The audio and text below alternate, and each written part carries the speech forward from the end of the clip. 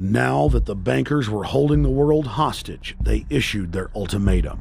The only solution to restart the global economy would be to set up a planetary government ruled by a new Bank of the World, a Bank of the World owned and controlled by them. Suddenly, hundreds of prominent publications announced the solution, the people's only salvation.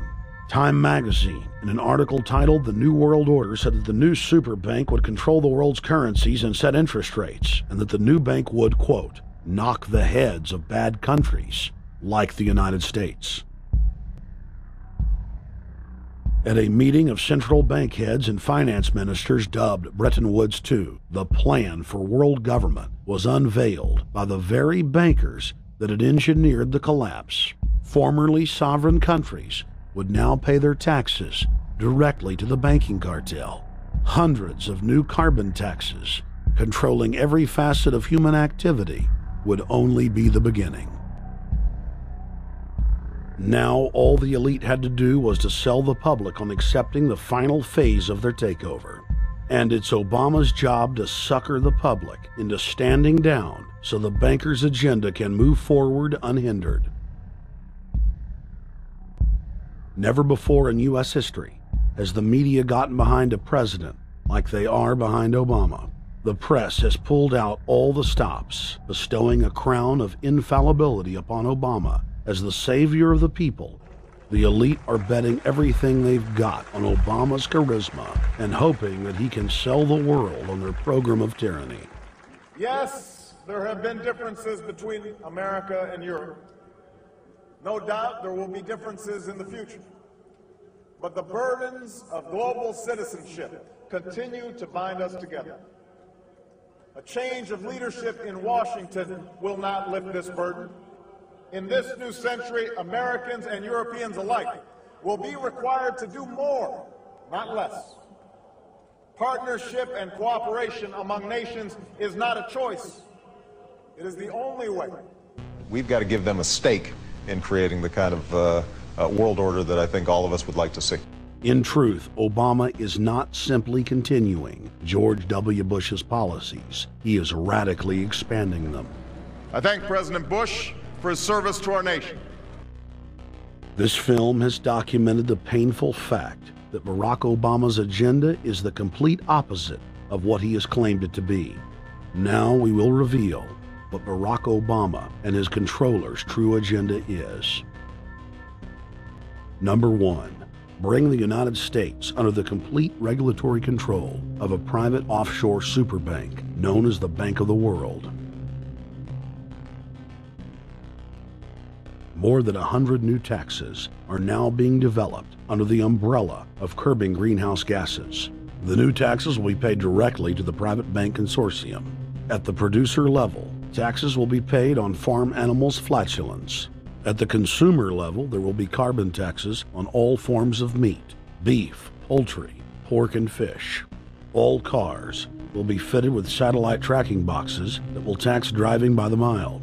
And an added tax will be placed on all fossil fuels, including motor oil and natural gas. All plastic products will have a carbon tax added. Outdoor space heaters and fireplaces are to be taxed. All electricity produced by coal-powered plants will be taxed.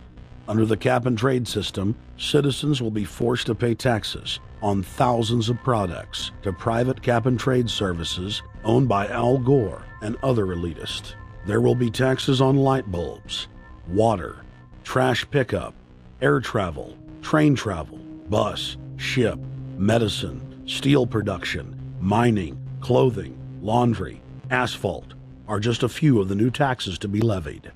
But to truly transform our economy, to protect our security and save our planet from the ravages of climate change, we need to ultimately make clean, renewable energy the profitable kind of energy. So I ask this Congress to send me legislation that places a market-based cap on carbon pollution and drives the production of more renewable energy in America. That's what we need.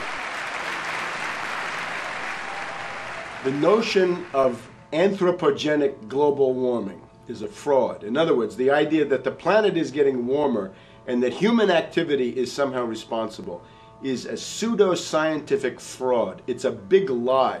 It's a monstrosity. Remember the Nazis, they had race science, race hygiene. They said Aryan blood is different from any other kind of blood. This was, of course, idiocy, a fantastic piece of nonsense. Today, we got something similar. Global warming caused by human activity, and the answer to that is carbon tax plus cap and trade, according to the wishes of Al Gore, Prince Charles, and basically the entire world banking community, the world oligarchy. What they're trying to do with that is to perpetuate the current system where bankers rule the world, financiers rule the world, and the rest of us get the crumbs from the table. But remember, if you try to put on cap and trade and a global warming carbon tax with the idea that you're going to save the polar bears, what you're going to do is destroy human society. You're going to cause genocide on a massive scale. The deaths will be measured in the hundreds of millions and indeed in the billions. Just the idea of global warming means that there'll be no development for Africa, no development for the poorer parts of Southeast Asia, and no world economic recovery of any kind ever in our entire lifetime. So it's important to expose and fight the pseudo-scientific fraud of global warming. One more point about this. You don't need a climatologist to know that this stuff is a fraud. I'm a historian. I can tell you, in the last 1,000 years, we had a period of very warm temperatures called the medieval warm period, where all kinds of grapes and semi-tropical stuff was growing very far into the northern hemisphere. That was about 1100, 1200. It happened to correspond with an all-time maximum of sunspots. Right now, we can say that we're going into another maximum period where there'll be some warming, but we're well within the limits of the medieval warm period.